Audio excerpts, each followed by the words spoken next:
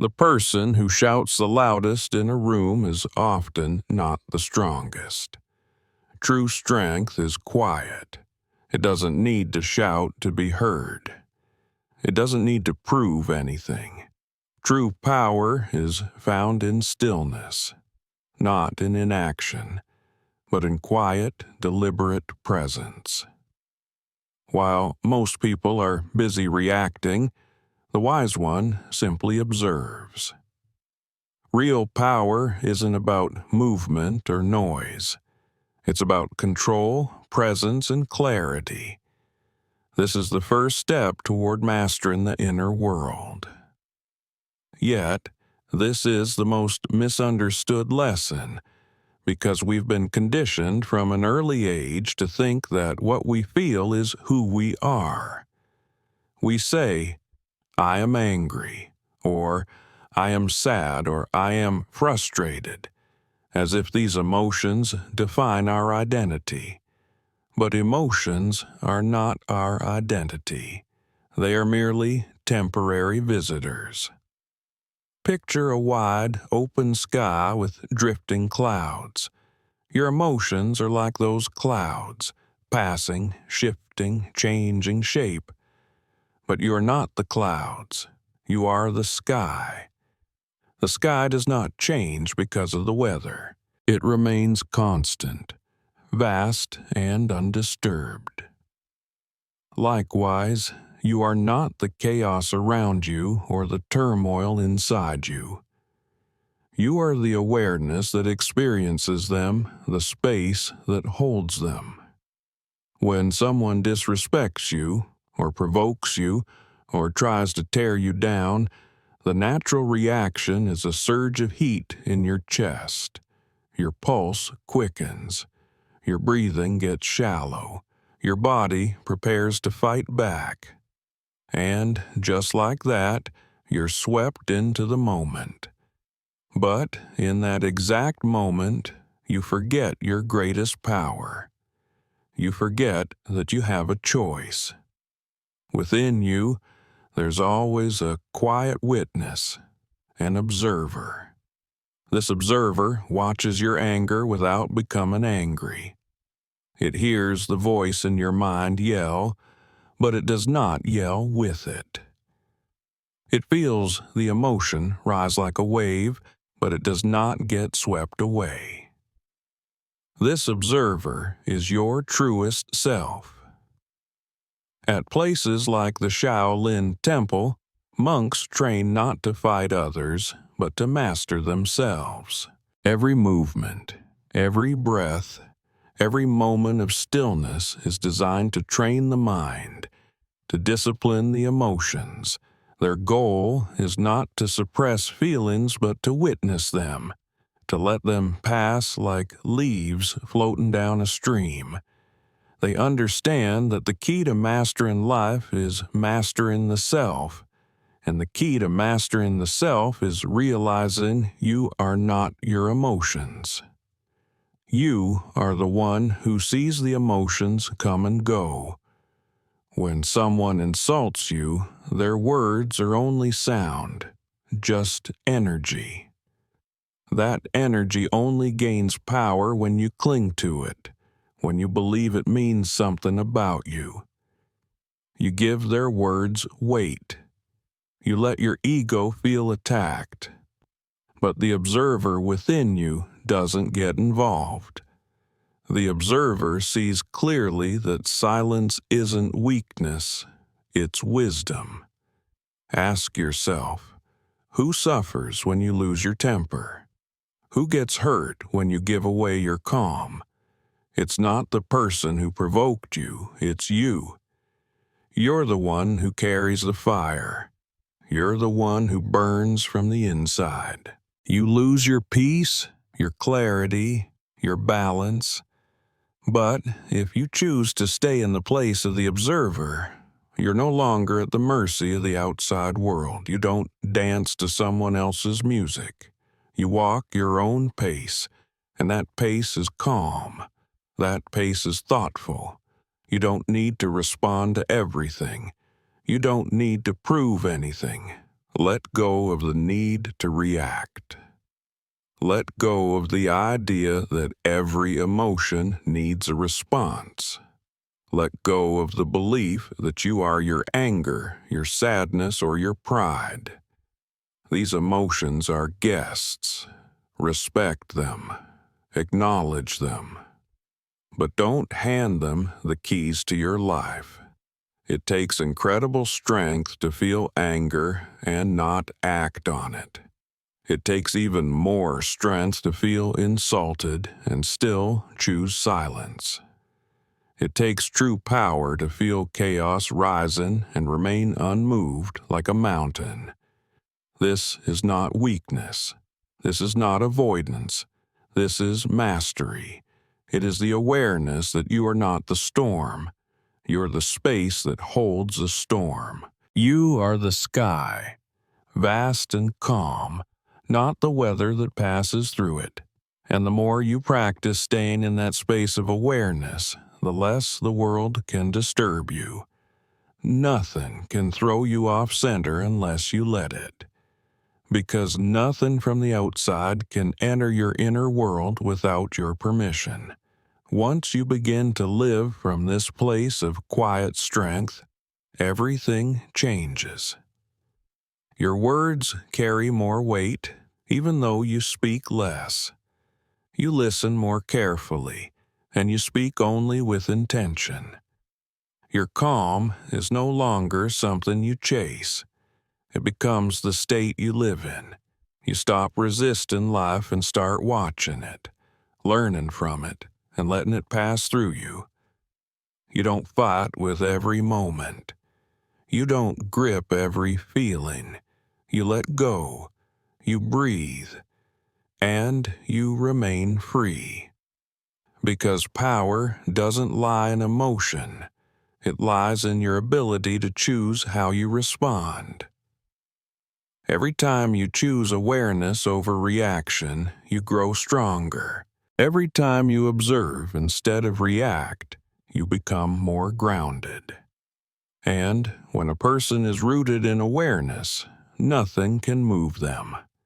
So the next time anger rises, the next time someone tries to shake you or test you, remember this: you are not the storm.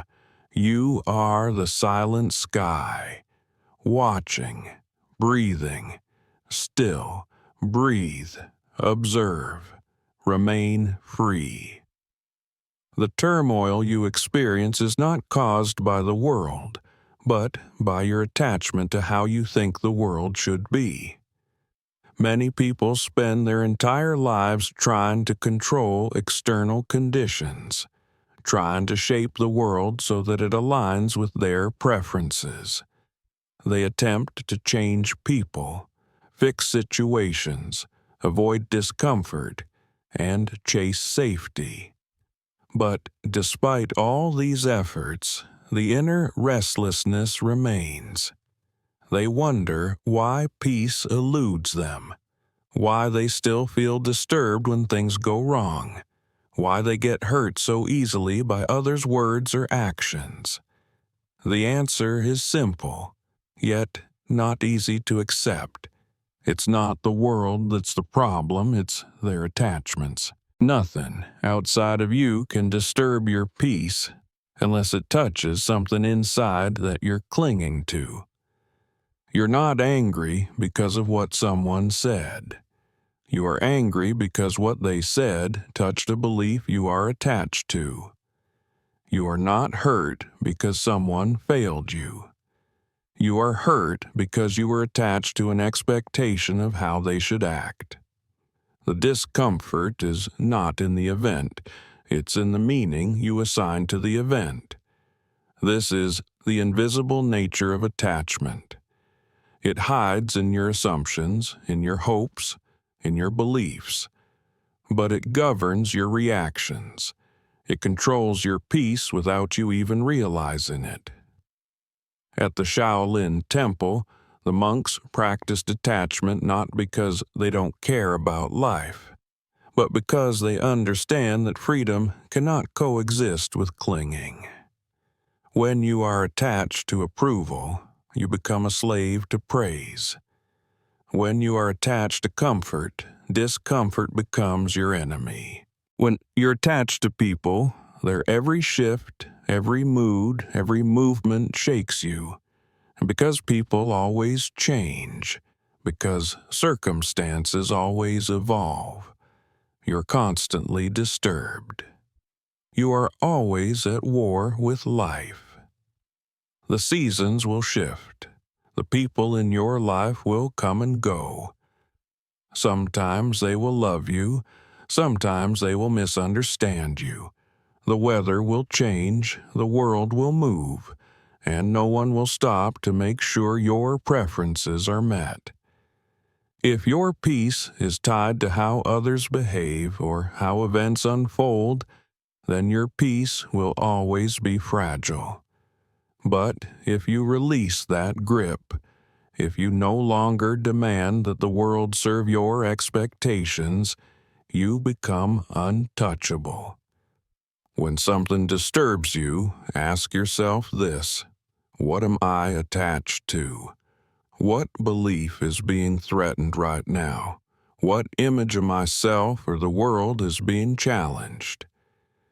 Usually, your suffering will trace back to a single attachment. It's not the situation, but the story you tell yourself about what it means that causes the pain. If someone ignores you and you feel offended, it's not the act of being ignored that truly hurts. It's your belief that you must be seen, that your value depends on someone else's attention. If someone else succeeds and you feel envy, the discomfort doesn't come from their success. It comes from your attachment to comparison. You feel you're falling behind because their rise challenges your self-worth. But what if there were no attachment? What if you didn't need to be seen to feel worthy? What if you didn't need to be the best to feel whole? This is the way of inner mastery. Not to control the outside, but to release the grip within. The moment you let go of attachment, you become free. Not because nothing happens, but because nothing can shake your foundation anymore. Letting go doesn't mean you stop caring. It means you start caring from a place of wholeness instead of need. Detachment is not rejection. It's a deeper acceptance. It allows you to engage with life as it is, not as you wish it to be. You stop fighting what is, and you begin to flow with it. You stop clinging to the illusion that your worth depends on outcomes. Instead, you become rooted in something that does not change, your own inner stillness. If someone disrespects you, and you're not attached to being respected, you feel no need to argue. If someone disagrees with you, and you're not attached to being right, you feel no tension. If someone leaves your life and you're not attached to them staying, you don't feel broken. Your sense of self was never built on their approval, their agreement, or their presence. Let go of the need to be understood. Let go of the need to always be right. Let go of the need to be in control. Let go of the idea that happiness depends on the world obeying your wishes. These needs are illusions. They bind you in invisible chains, and as long as you are bound, you cannot be free. It's not the rain that ruins your day, it's your expectation of sunshine. It's not traffic that frustrates you, it's your attachment to speed. It's not someone's silence that hurts, it's your craving for attention. Life becomes simpler the moment you stop demanding it to be different. You start flowing with it. You release what leaves, you accept what comes. You stop trying to bend the world to your will, and instead you let your mind meet the moment as it is. When your peace is rooted in something eternal, not something external, you walk with grace. You are no longer shaken by opinions, rejection, praise, or failure. You see clearly. You respond only when needed. Not from fear, not from pride, not from habit, but from clarity. And this clarity arises when the noise of attachment fades. When you realize that peace was never something to chase in the outside world. It was always within you, quietly waiting for you to let go. The path to peace is not more control. It is less need. The less you cling, the more you receive. The more you let go, the more you return to yourself. When you stop building your identity on what you own, or who likes you, or how things go, you finally touch real freedom. And when you let go, you don't become empty. You become full of presence, full of strength, full of quiet certainty that nothing can disturb you without your permission. So walk this path with open hands. Don't cling, don't grasp, don't demand. Instead, observe, accept, flow. True power is not found in forcing life to your liking. It's found in letting go of the idea that it should. Where your attention goes, your energy follows. And where your energy flows, your life grows. Most people go through life drained not because they're doing too much, but because their attention is scattered in too many directions. Their energy leaks constantly through distractions, reactions, and emotional entanglements. They are pulled by every notification, every opinion, every little disturbance in their environment. And they wonder why they feel so exhausted, so ungrounded, so powerless. The truth is simple. You cannot control your life if you don't control your focus. Attention is not just a mental process, it is your life force. Every thought you dwell on, every emotion you indulge, every argument you enter is a choice of where to direct that force. Most people never stop to ask, is this worth my attention? Instead, they give it freely, habitually, blindly, and in doing so, they give away their power. Look at the world around you. Everything is designed to steal your focus. Your devices, your fears, your social media feeds, your memories, your fantasies. The loudness of the world is no accident. It is a battlefield for your attention. But the warrior walks a different path. The warrior understands that attention is sacred. It is not to be given lightly. If you constantly focus on what makes you angry, you will become an angry person. If your attention always rests on what's wrong, your life will reflect that. If your mind is trapped in the past, you cannot move forward. And if your attention is always on other people's opinions, you'll never hear your own inner voice.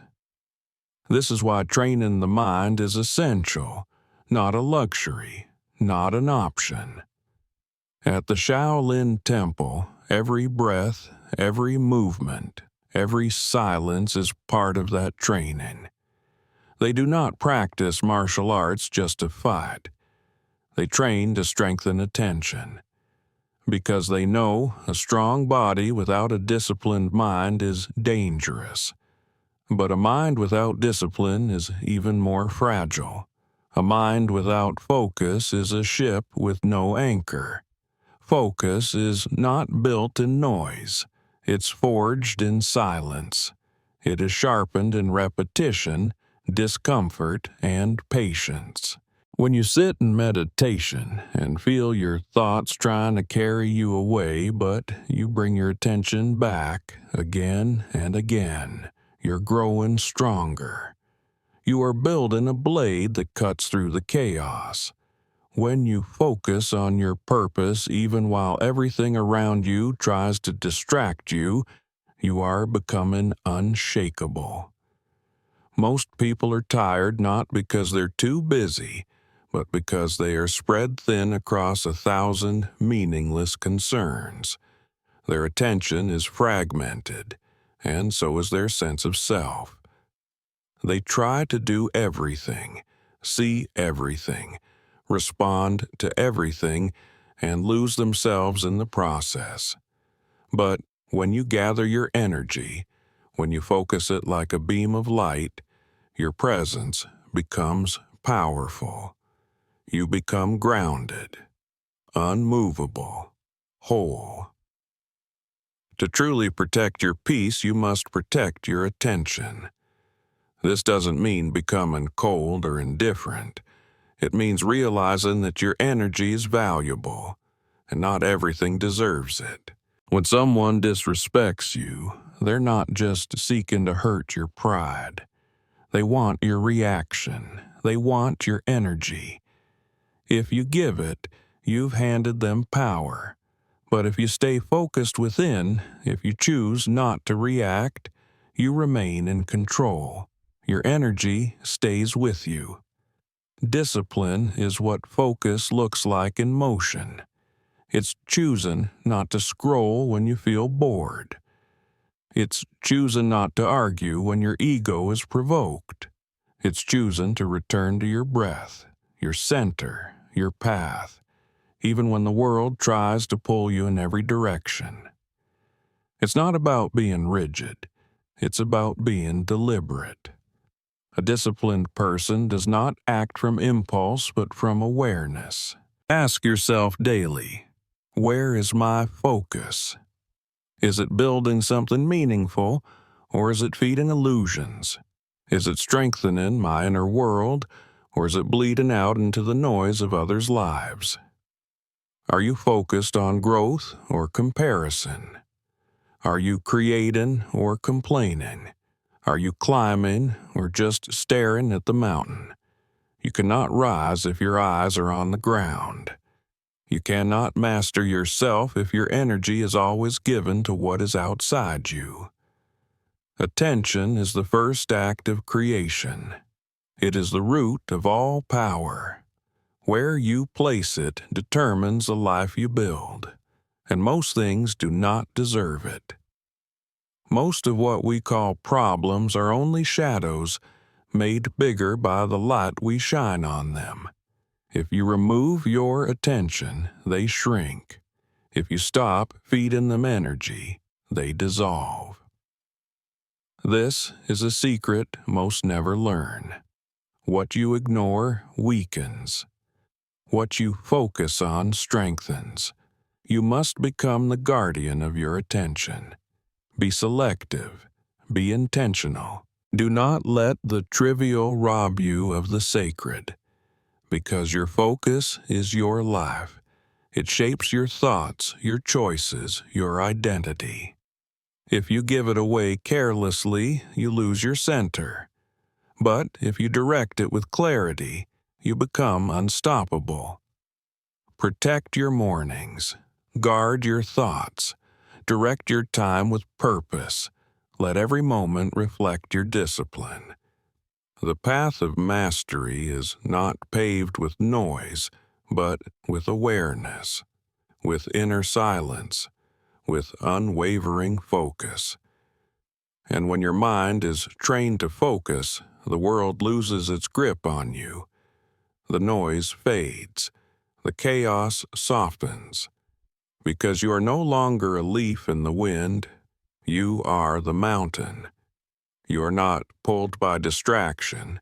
You choose where to place your energy. You choose your battles, your actions, your words. You do not move unless movement is needed. You do not react unless response is wise. You are rooted, steady, free. In a world that glorifies doing more, saying more, moving faster, the one who masters focus stands apart. He walks with presence. He speaks with precision. He listens without needing to respond. He acts with intention, not reaction. And he conserves his energy for what matters most. Train your focus and you train your life. Direct your energy wisely and you build strength that no one can take. Stay on your path. Do not let noise deter you. Let your attention reflect your values, your priorities, your truth. Because stillness is not the absence of power, it is the presence of mastery. In a world that constantly urges you to speak louder, move faster, and do more, stillness becomes a rare and powerful form of strength. We're conditioned to associate motion with progress, noise with authority, and reaction with passion. But real mastery, the kind that comes from deep within, does not shout, it does not flail, it does not rush. It is found in the quiet presence of someone who chooses stillness over reaction, awareness over impulse. Stillness is not inaction. It is the most intentional action. It's not emptiness. It's fullness contained, directed, and at peace. A still mind is not one that lacks energy, but one that holds immense energy in reserve, waiting for the right moment to move. Stillness is power held, not displayed. The calm before the precise, necessary strike. The pause that holds more weight than 1,000 wasted words. In this stillness, you find clarity. In this stillness, you find control. At the Shaolin Temple, monks practice not only movement, but immobility. Hours spent standing in silence and bashos in unbroken postures, not to punish the body, but to discipline the mind. To sit still is to train presence, to resist the urge to move, to speak, to shift under discomfort. This is the forging of the warrior's awareness, because only the still can observe. Only the calm can see clearly when the world is shaking. Stillness is the proof that you are not ruled by the moment, that you do not chase every thought or serve every emotion, that you are no longer a puppet pulled by pride, anger, or fear. The one who reacts instantly to every insult, every inconvenience is not free. He is bound by habit, enslaved by ego. But the one who remains still has conquered himself. He watches the insult rise and fall like a wave, and he does not move. He feels the provocation like wind brushing past a mountain, noticed but powerless. True stillness is not the absence of emotion. It is the decision not to become the emotion, not to be swallowed by it. It is the space between the trigger and the response, where wisdom has a chance to speak. That space is your power. That space is your freedom. People often think that to stay silent is to surrender. But silence is not defeat, it is mastery. When someone tries to provoke you and you remain still, you do not lose. You win. You win not because you prove them wrong, but because you prove to yourself that you are no longer controlled by your lower mind. You chose awareness over ego. And that choice is the beginning of all true strength. Stillness is not for the faint-hearted. It is not easy to stay quiet when your pride wants to roar. It is not easy to hold your ground when your emotions demand a reaction. But that difficulty is the very path to transformation. Every time you choose to pause, to breathe, to wait, you're growing stronger. You are teaching your body to serve your mind, and your mind to serve your awareness. In stillness, you hear what others miss. You see what others overlook. While they are busy speaking, defending, shouting, you are watching, learning, waiting. And in that waiting, truth reveals itself. Because clarity doesn't come from noise. It comes from space, from quiet, from detachment. The person who constantly needs to speak, defend, and prove himself is often the most insecure. His noise is a mask. His motion is a cover. But the person who no longer needs to prove anything, who no longer needs to be seen or validated, walks with quiet confidence. You can feel his presence, even in his silence. You can sense his power, even in his stillness. Stillness is the sword you do not have to draw, the strength you do not have to demonstrate. It is the signal of inner stability, of a mind that has been trained not to react to every shadow, not to chase every sound. Most arguments are empty. Most provocations are distractions. Most drama is noise. And if you respond to all of it, you dilute your energy. You leave your center. But if you remain still, you absorb nothing. You reflect nothing. You allow the world to pass through you, and you remain untouched. This is not detachment out of coldness. It is engagement with awareness. You're not avoiding life. You are mastering it. You are choosing when to engage and when to wait. You are deciding not to be pulled into every storm. You are conserving your energy for what truly matters. The monk who stands for hours in silence is not weak. He is not hiding. He is preparing. He is sharpening the blade of his mind, so that when action is needed, it is precise, it is purposeful, it is clean. This is the true meaning of stillness. It is not passive.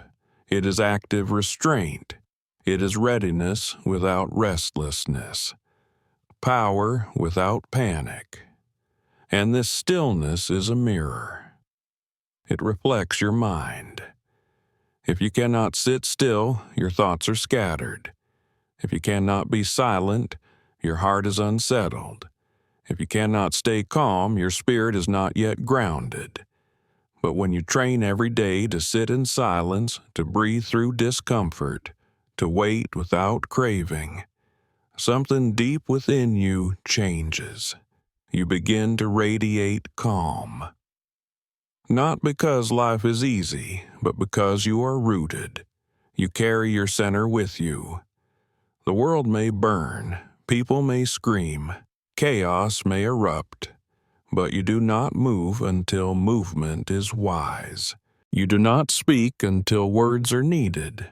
And when you act, it is from depth, not ego.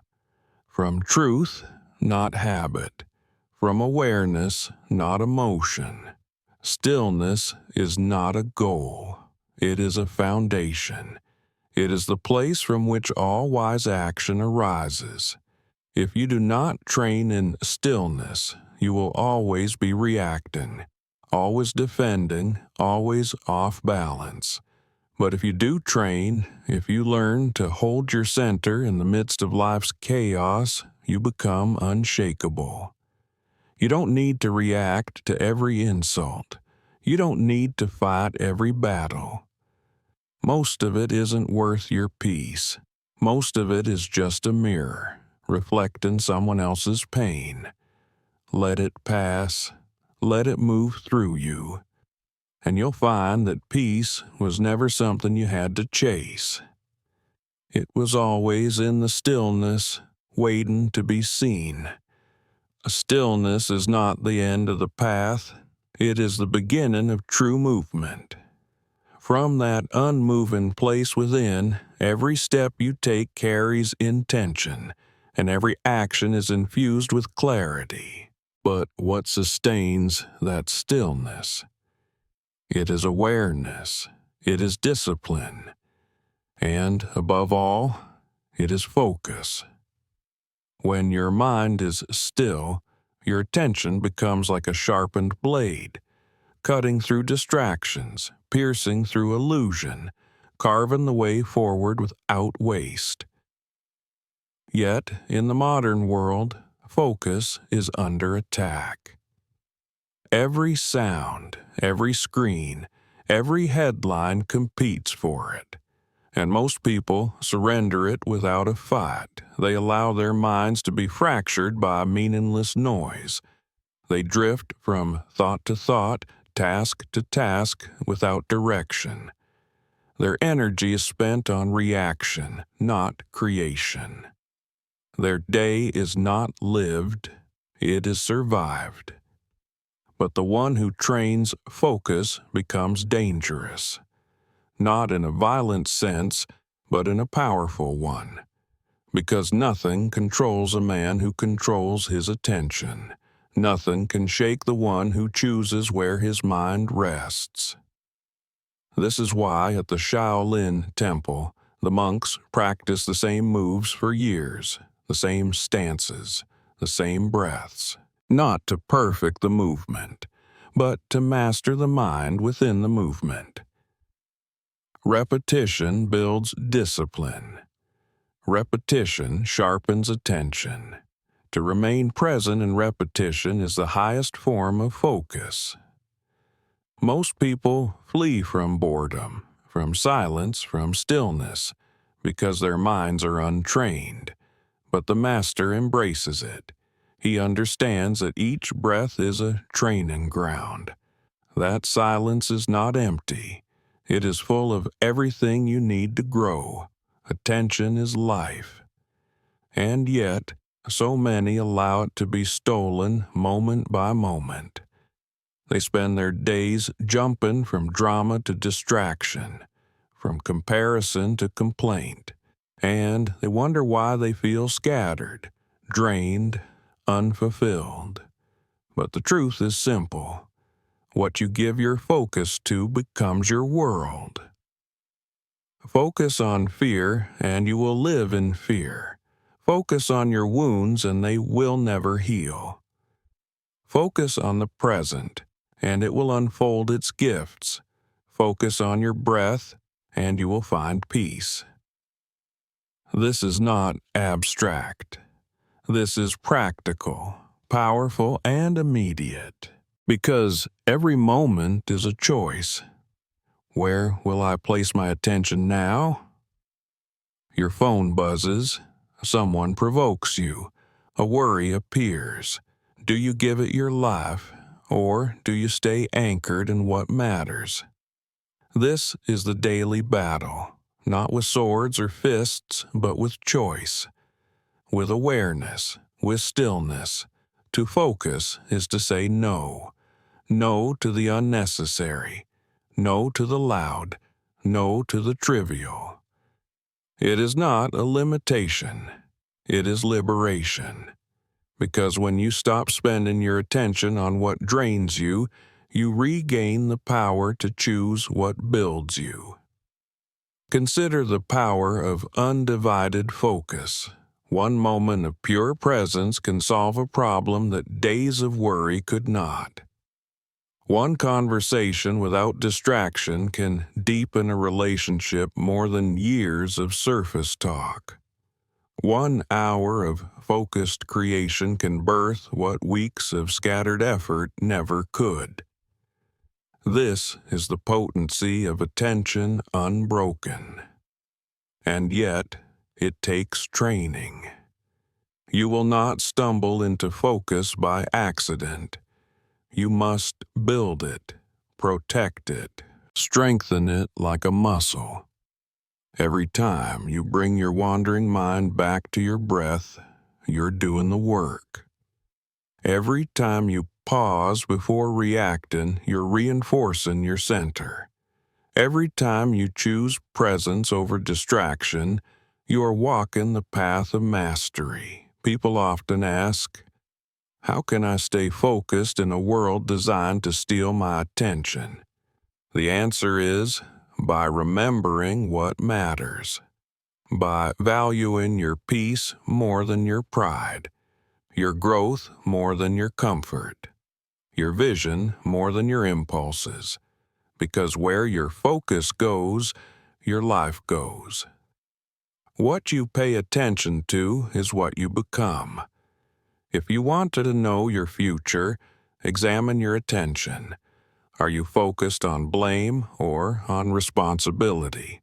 On excuses or on effort? On chaos or on clarity? And remember this, energy flows where attention goes, and life grows where energy flows. If you direct your attention inward, to your breath, to your stillness, to your purpose, then you are watering the seeds of strength. You are building a foundation that no one else can shake. Most storms pass. Most noise fades. Most drama burns out. But only if you don't feed it. If you give it your energy, it grows. If you withdraw your attention, it dies. This is why it is said, be the guardian of your focus. Stand watch at the gates of your mind. Not everything deserves entry. And when you make focus your ally, stillness becomes your strength. Not because you have escaped the world, but because you are no longer controlled by it. You respond, but you do not react. You engage, but you do not cling. You move, but only when movement is right. The undisciplined mind is like a candle in the wind, flickering, uncertain, easily extinguished. But the disciplined mind is like a steady flame in a stone lantern, protected, focused, alive. And from that flame, everything else is lit. Your decisions, your relationships, your peace. Focus is not a temporary skill. It is a lifelong companion, a shield against chaos, a torch in the dark. And once you have trained it, once you have claimed it, it will serve you in everything you do. You will create with clarity, speak with precision, live with depth. So each morning ask yourself, where will my focus go today? Will I give it away for free, or will I direct it with purpose? Will I feed my fears, or will I feed my strength? Will I listen to noise, or will I return to my breath? The choice is yours, always has been. And every time you choose wisely, you become stronger, not just in body or skill, but in being, in presence, in peace. Train your focus, and you will train your life. Direct your attention, and you will shape your destiny. Let every breath remind you that you are in control, not of the world, but of where your awareness lives, and that is enough. There's a kind of strength that doesn't seek attention, a depth that doesn't demand recognition. It's the quiet, unshakable strength of one who has mastered his own mind. In a world of reaction and noise, this kind of stillness appears radical. But it is not passivity. It is the highest form of control. And in that control lies freedom. The final step on the path to inner mastery is this: do not be moved by what does not matter. Every day, countless things will try to pull you off center. The world will offer you reasons to be offended, distracted, angry, and afraid. But those are offers, not commands. You don't have to accept them. You're not obligated to respond to every insult, to defend yourself from every judgment, to chase every opportunity, or to resist every discomfort. Most things are not worth your energy. Most reactions are not necessary. Most situations do not require you to do anything. True strength is found in the one who does not move unless movement is needed. He does not speak unless his words carry meaning. He does not act unless the action arises from clarity, not ego. This is what stillness gives you: the power to wait, to watch, to choose. Stillness is not stagnation. It is preparation. It is awareness held like a blade, ready to strike only when the moment is right. This is what monks at the Shaolin Temple practice, not just martial technique, but restraint. Their silence is not weakness. Their stillness is not absence. It is the mark of those who have trained their minds not to jump at every shadow. People who constantly need to assert themselves are often trapped by insecurity. The one who must always speak, always argue, always explain is often the one most ruled by his ego. But the master walks through the world like the ocean, deep, still, and unfazed by surface winds. He's not easily impressed or disturbed. His calm is not a mask, it is a state of being. To be still in a noisy world is to be powerful in a quiet way. You don't have to prove anything. You don't have to react to everything. In fact, every time you don't react, you conserve energy. Every time you let something pass through you without grabbing it, you grow stronger. And this strength is invisible to most, but it is felt by all. You will know when you have begun to master stillness, not because others tell you so, but because the noise outside no longer pulls you in. You hear the chaos, but you're not stirred. You see the provocation, but you remain calm. You feel the rise of emotion, but you don't identify with it. Instead of being swept away, you observe. You remain. You choose. Most of the world is reacting. Most of the world is performing. And in all that performance, people forget who they are. They lose their center trying to protect their image. They waste energy chasing approval, defending pride, proving worth. But when you are rooted in stillness, your worth is no longer up for debate. It's not determined by how others see you. It's not threatened by their opinions. It is lived from within. Stillness gives you that clarity. You begin to see that most battles are not worth fighting, not because you can't win, but because they are distractions. They pull you into a lower state. They cost you your peace. And when you give away your peace, you lose the very thing that gives your actions meaning. To walk away from chaos is not weakness. To let go of a pointless argument is not defeat. To say nothing when provoked is not cowardice. These are the signs of discipline, of power under control, of a mind that no longer needs the world to agree. Stillness is not only a practice, it is a way of living. A still person listens more, speaks less, moves deliberately, acts only from clarity. His presence brings calm, not because he forces it, but because it radiates from his center. He doesn't mirror the noise around him. He reflects only what is real. Imagine being like that. Someone insults you and you don't flinch. Someone doubts you and you feel no need to explain. A situation turns chaotic and you stay grounded.